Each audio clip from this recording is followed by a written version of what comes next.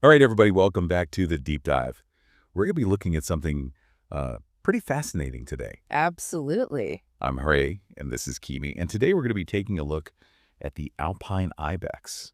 Yes, the goat that does parkour. Yeah, I love that. That's a great way to think about it. They're these incredible creatures that live in the Alps, Mhm. and they're known for their amazing ability to climb and navigate really, really steep, treacherous terrain.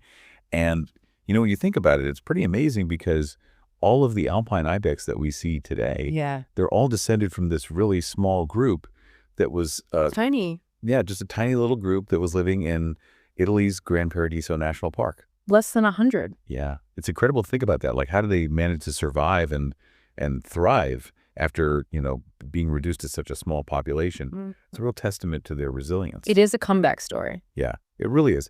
So for our listeners who might not be familiar with the Alpine Ibex, can you kind of paint us a picture of what they look like? What are their defining features? Okay, so imagine you're hiking in the Alps, right? And you look up and you see this creature with a brownish gray coat that just kind of blends into the rocks. Mm, And it's got these really sharp hooves that are perfect for gripping onto those steep slopes. And then like climbing picks. yeah, like climbing picks, exactly. And then if it's a male, you'll see these huge horns that are just curved and they can grow up to a meter long. Wow, a meter long. That's longer than my arm. Yeah, they're really impressive. And those horns aren't just for show either.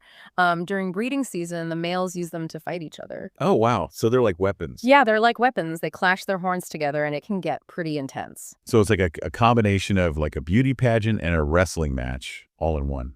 Exactly. That's incredible. And speaking of intense, I was reading that they live at some pretty crazy altitudes. Like, how high up do they actually live? Well, they can live as high as 300 meters. 3,300 meters. That's like over 10,000 feet. Yeah, it's insane. It's like they don't even need oxygen up there. Right. And it's not Right. just that they can survive at those altitudes, but they actually thrive up there. Yeah, they're adapted to it. It's amazing. So what do they even eat up there? Is there even anything to eat at those heights? Well, they mostly eat grasses and herbs that grow in the alpine meadows, but they can also dig through the snow to find food in the winter. Wow. So they're like little snowplows. Yeah, something like that. And they have a really good sense of smell, so they can sniff out those little patches of vegetation even when they're buried under the snow. That's incredible. So they're like mountaineering experts with built-in snowshoes and a GPS for finding snacks. I like that That's analogy. pretty accurate. I think. Big.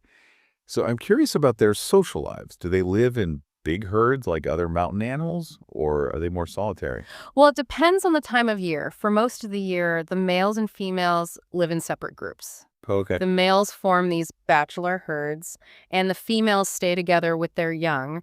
But then during breeding season, which is usually in December and January, the groups come together, and that's when the males start fighting for dominance. So that's when all the horn clashing action happens. Exactly. It's like their way of proving who's the strongest and most worthy of mating.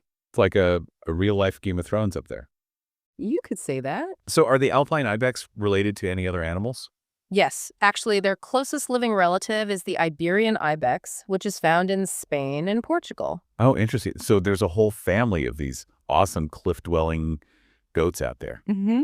That's so cool. Now, you mentioned earlier that the Alpine ibex has this incredible comeback story. Mm-hmm. Can you tell us a little bit more about that? Like, how did they go from being nearly extinct to having a thriving population today? Sure. So back in the 19th century, the alpine ibex was almost hunted to extinction for their meat, their horns, and their fur. And by the early 1800s, there were only about 100 of them left in the whole world, and they were all living in that one protected area in Italy's Gran Paradiso National Park. Wow, that's a close call. It really is, but luckily, people realized that they needed to do something to save these animals.